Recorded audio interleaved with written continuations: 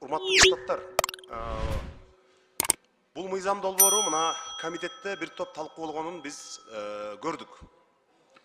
Балбак зарлыкы жайда атпадыбы, жанагы мисалы бир айыл өкмөттө уруксат берүүчү жана ветеринардын штаты жетишсиз болсо, эгерде бир мындай жамандык жакшылык болуп калса, союшту бир койду же бир малды союш үчүн кошун айылга алып барып, анан ошол жактан ветеринардан уруксат алып кайра келебизби деген сыяктуу маселелер болду да, туурабы? Ушундай болду. Анан урматтуу депутаттар, урматтуу өкмөт мүчөлөрү, мени карап мындай эметпей эле коюңуздар. Мен тескерисинче силерди колдоп сүйлөйүн деп атам. Бизде Кыргызстанда азыр боор оорусу боюнча жана башка оорулар боюнча Кыргызстан Борбор Азияда алдыңкы сапка чыктык.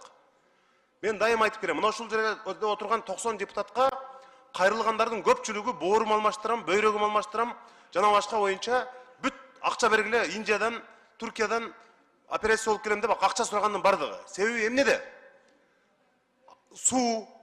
Экинчиден биз мал сойгондо оорулуу малды эмне жеп атабыз, эмне ичип атабыз Кыргызстанда? Бүт аябай чоң суроо ушулчу.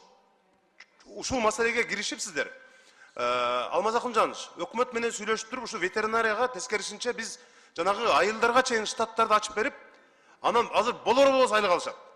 Ошолорду айлыктарын көтөрүп, тескерисинче ушу ветеринария кызматына биз абдан чоң колдоо көрсөтүшүбүз керек азыр.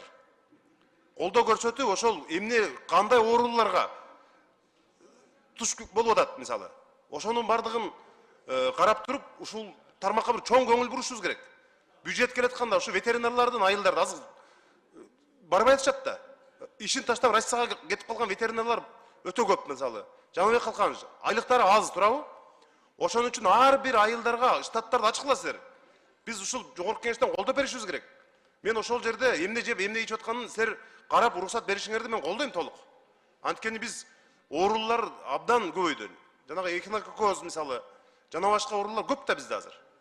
Ошон үчүн бул мыйзам долбоорун колдогончо сиздер чоң чечимдерди кабыл алгыла ушул мыйзам ишке кирер замат.